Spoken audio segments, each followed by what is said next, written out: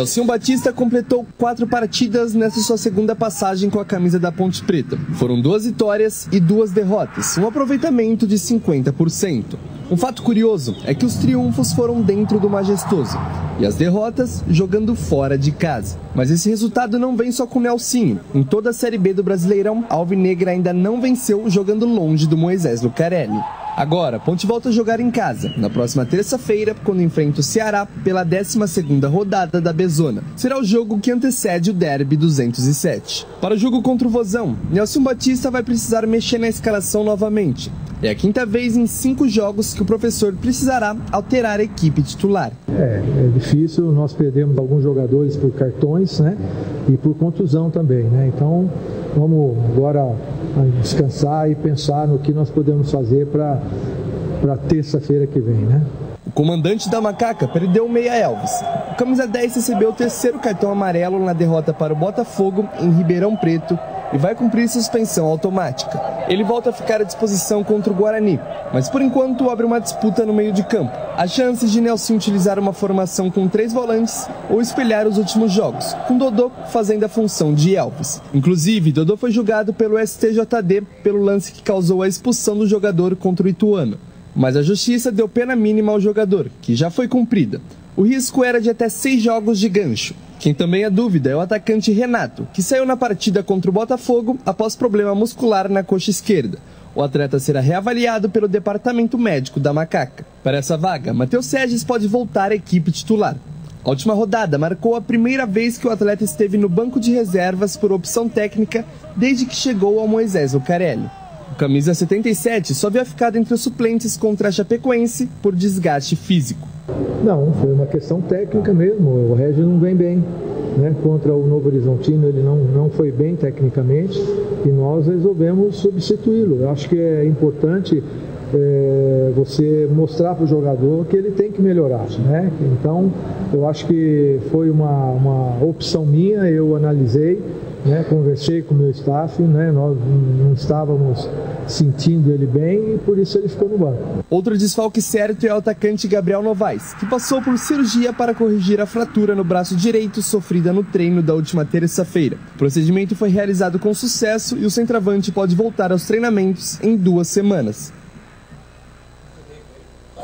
Bom, a Ponte joga só na terça-feira contra o Ceará.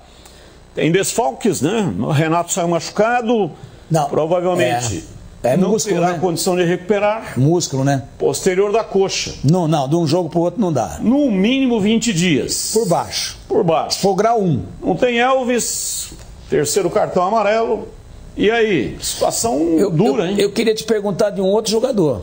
Quem? Que me preocupou muito, eu estava no jogo, achei que ele tinha fraturado o nariz, que tinha uma suspeita, o Emerson Santos.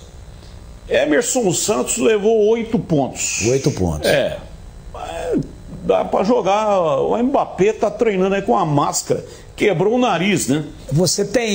Então, tá disputando a Eurocopa.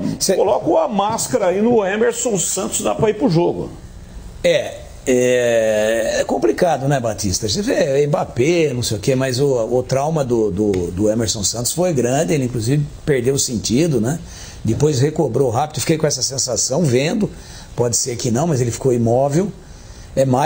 Se jogar é bom, ele estava bem no jogo, estava bem. Esse não é o motivo, a saída dele e da Ponte ter caído tanto de produção lá em Ribeirão como caiu depois de um começo legal, né? Não é esse o motivo, mas ele estava bem.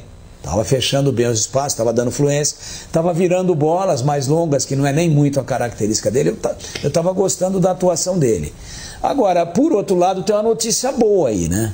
Porque depois daquela entrada que o Dodô deu lá em Itu, no jogador do Ituano, no finalzinho da partida, ele foi expulso, direto. Nós imaginávamos que pela força da entrada, que ele fosse pegar mais de um jogo. E competentemente o departamento jurídico da Ponte conseguiu. O lance é esse, ó. Uma tesoura por... Olha lá, direto. Violenta. Direto. Ó, é muito forte. Parabéns ao departamento jurídico da Ponte, hein? Parabéns. E olha... eu reverter um negócio que não tinha o que... Mínimo, a imagem fala por si mínimo só. 3 jogos, Batista. Mínimo 3 jogos. Assim... por aquilo que normalmente acontece. O que acabou ocorrendo? Ele pegou um jogo só pela competência, pela defesa muito bem montada, muito bem elaborada pelo jurídico da Ponte. E é mais importante ainda isso, porque o Elvis está fora. E quem que é, no momento, em tese, o substituto imediato do Elvis? Não no estilo, mas na posição. E aconteceu isso lá em Ribeirão. É o Dodô. Se tivesse, por exemplo, tomado um gancho de 2 jogos, estava fora também. Então esse é um lado positivo. Mas o Emerson Santos vai fazer falta e, assim como vai fazer falta também o Renato, né? O Renato não é titular absoluto. Lá em Ribeirão começou jogando. E o principal lance da Ponte no jogo, no começo do primeiro tempo, Tigrão, foi do Renato. Ouvi um pouco também o CH falando da Macaca, projeção para terça-feira. Problema. No meio campo, para mim, titular, Emerson, Carvalho, Dodô e Elvis, você perde de 4, você perde 2, vai ter problema.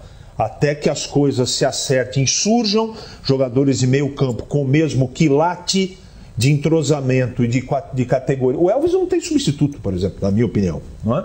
Então não adianta, esse faz a função. Não faz. Então é jogo pesado, difícil. O Ceará tem um baita de um elenco. Está irregular, mas é problema para a Ponte, é jogo muito complicado.